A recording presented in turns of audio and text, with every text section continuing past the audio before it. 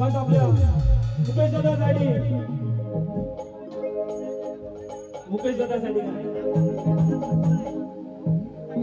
मुकेश दादा सदा दादा हे सर्व आपली विरार गावाची माणसं आहेत म्हणून त्यांच्यासाठी खास